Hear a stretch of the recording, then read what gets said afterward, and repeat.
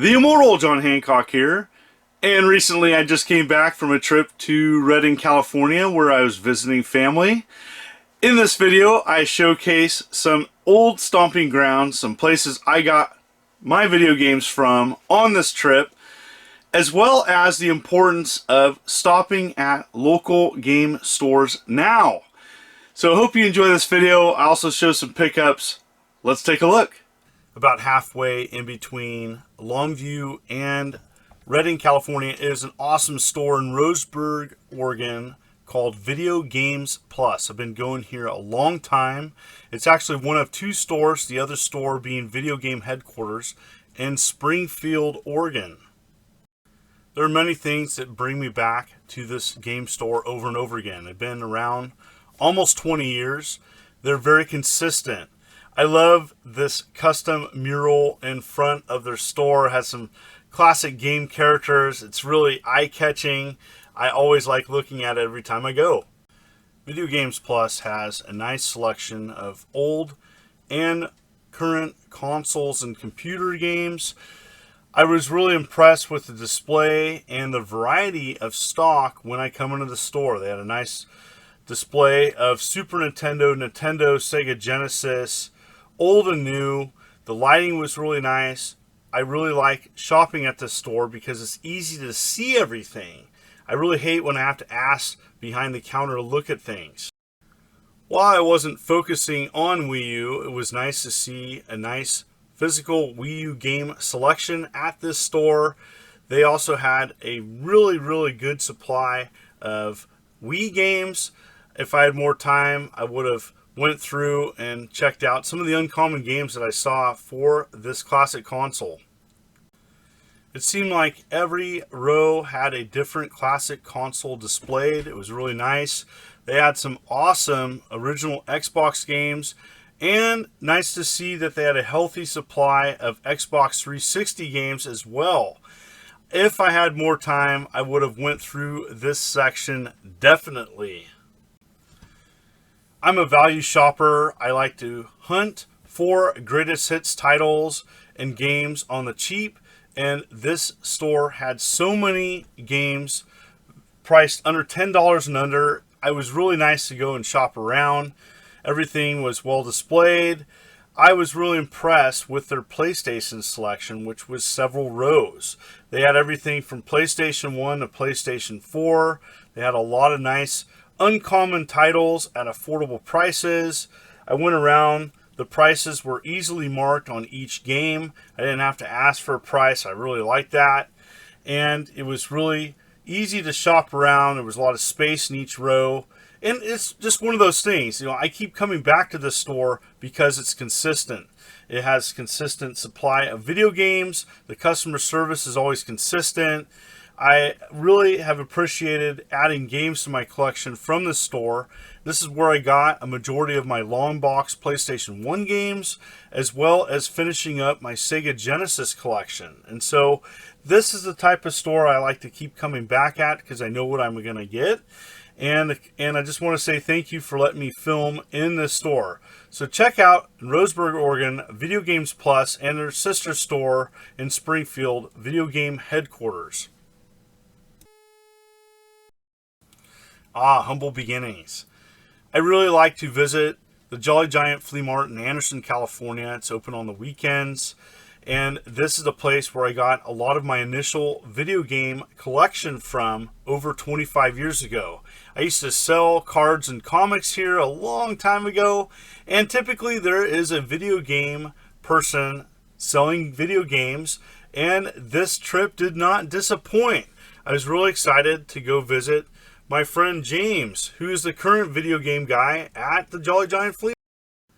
This is a good sign to see at a flea mart when you know that you're going to find some video games. And typically there's always going to be a video game person who buys all the games from the flea mart and has them at one table or multiple tables as you're about ready to see. And this place is no different. James has bought from other places and compiled a pretty decent selection of video game items at a flea mart. James had a great selection, everything from Wii, PS2, Xbox, Nintendo, Sega, a very large PlayStation selection, and it was really cool to go through and pick out games I didn't have for my greatest hits collection. And it was really nice. James was willing to work and negotiate on prices. He had consoles, he had Wii U, he had lots of different and unique things that you normally don't see at a flea mart, and he had a lot of video games. The other thing James had an abundance of is action figures and collectibles, including this kind of long lost Legend of Zelda action figure line. And it was really cool. He had it on display, and he let me take a picture of it. Pretty sweet. James also had a original PlayStation kiosk. It had been slightly modified, but it was nice to see this in working order. And I was playing it, and it was pretty sweet to see. I used to have one of these back in the day. It was so nice to see so many classic video games all in one spot. James had a nice spread, several tables, Sega Genesis, Super Nintendo, a lot of Super Nintendo, and he had a lot of PlayStation 1, including a PlayStation 1 display cabinet with some cool demos inside. And I was able to find some games to add to my collection. He had a lot of uncommon PlayStation 1 games on display. Every nook and cranny seemed to have something new. He had really cheap Skylander figures there, which now is a good time to get those, as well as a lot of Teenage Mutant Ninja Turtles. James had a lot of cool things, including this PlayStation 3 kiosk with Rayman on display. It's something I haven't seen before. Pretty sweet. James also had a Nintendo sign as well as many portables in this display case. He also had a nice selection of Game Boy Advance and DS loose carts. These are affordable now. I totally recommend hunting for these portable handhelds because they're everywhere and cheap.